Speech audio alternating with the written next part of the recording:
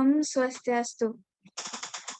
Kami dari kelompok 5 akan mempresentasikan hasil dari kerja kelompok kami. Sebelumnya, yang terhormat, Ibu dosen pengampu mata kuliah Etika Profesi dan Hukum Kesehatan, Ibu Igusti Ayu Sri Diana Putri SKM MPH, dan teman-teman semua yang saya banggakan. Di sini kami akan mempresentasikan hasil dari kerja kelompok kami yang berjudul Penerapan Kode Etik dalam Pelayanan dan Permasalahan yang Terjadi pada Lab Klinik.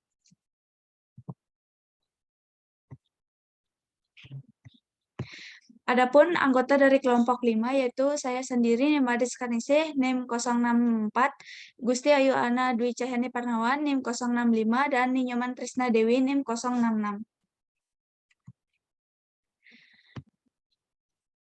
Adapun subteori yang akan kami bahas yaitu persamaan dan perbedaan etika dan hukum kesehatan menurut Sukijo Notoatmojo 2010. Yang kedua yaitu pengalaman etika profesi, yang ketiga kecenderungan pelanggaran etika dan hukum, yang keempat prinsip moral dalam pemecahan masalah etik, dan yang kelima yaitu langkah-langkah penyelesaian dilema etik.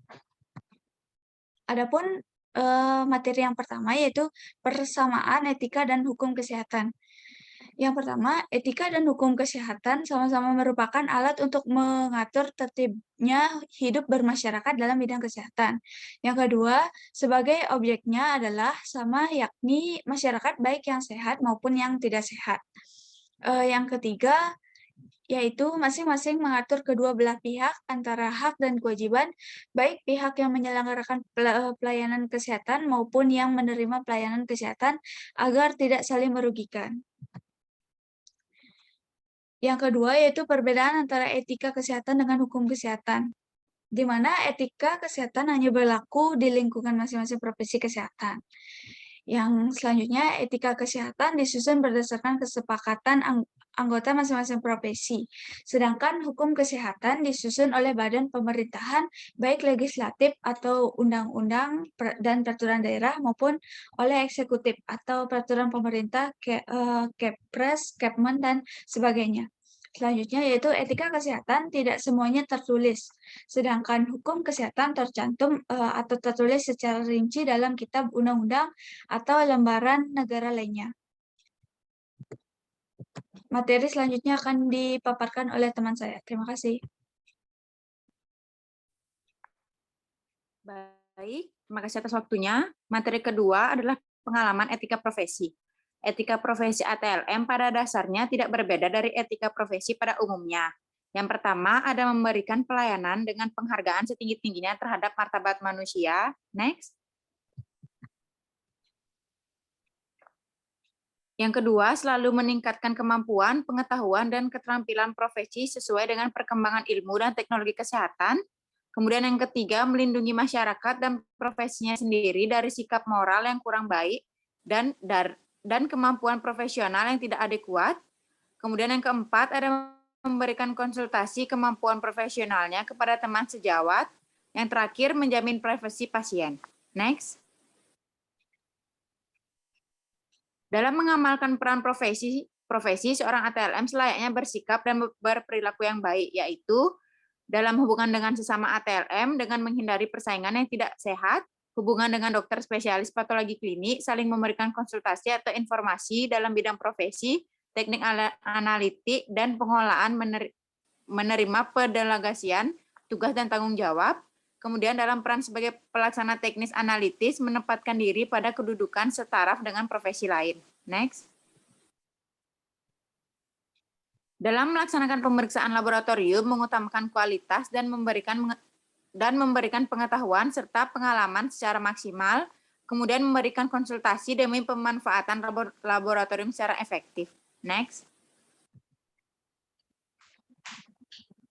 Agar seorang ATLM mampu melakukan peran dan tanggung jawab baik dalam pengelolaan, teknik maupun profesi, sebagai upaya pemberian pelayanan bermutu tinggi dan sesuai dengan kebutuhan masyarakat, selayaknya secara terus-menerus melakukan pengembangan profesi dirinya dengan mengikuti perkembangan ilmu dan teknologi kesehatan pada umumnya dan keilmuan laboratorium medik atau klinik pada khususnya, turut serta dalam pengembangan ilmu laboratorium medik atau klinik melalui penelitian.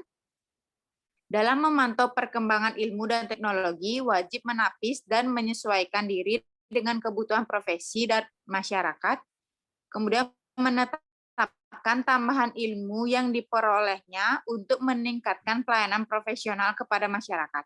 Next. Yang ketiga, ada kecenderungan dalam pelanggaran etika dan hukum. Bahwa ada kecenderungan profesi medis mengalami penurunan secara terus-menerus dari unsur etika.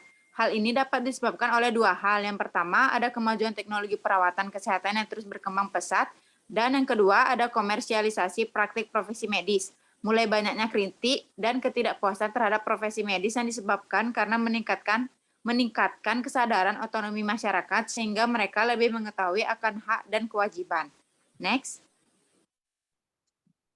4 prinsip dasar moral bioetika dalam hubungan tenaga kesehatan pasien adalah prinsip berbuat baik, prinsip tidak merugikan, prinsip menghormati otonomi pasien, dan prinsip keadilan. Materi selanjutnya akan dibawakan oleh teman saya. Terima kasih. Baik, di sini saya akan melanjutkan untuk melakukan presentasi.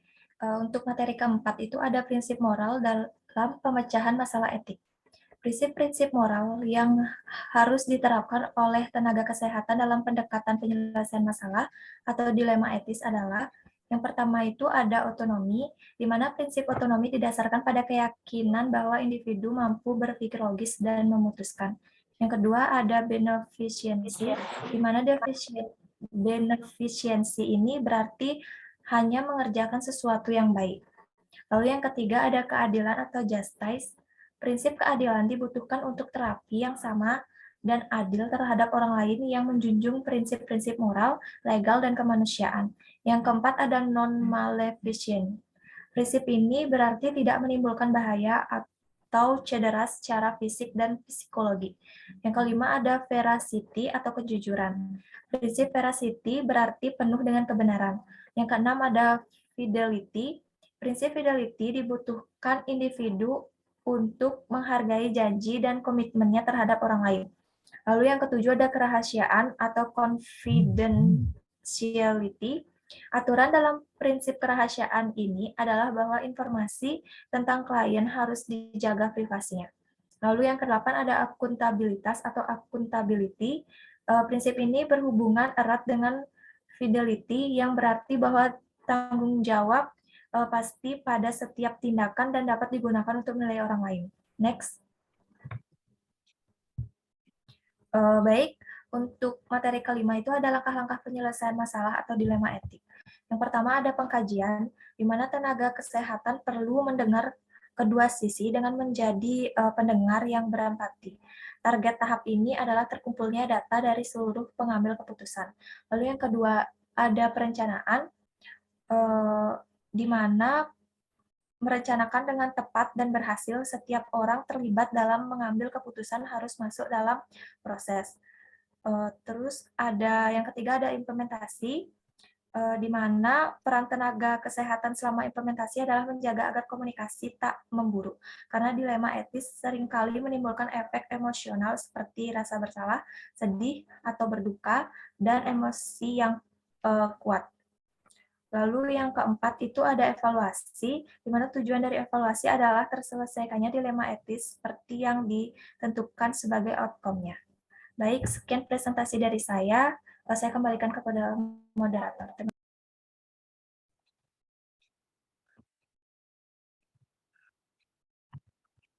Baik, sekian dari presentasi kelompok 5. Apabila terdapat kesalahan dalam penyampaian kata-kata, kami mohon maaf dan kami tutup dengan Paramasanti. Om Santi Santi Santi Om.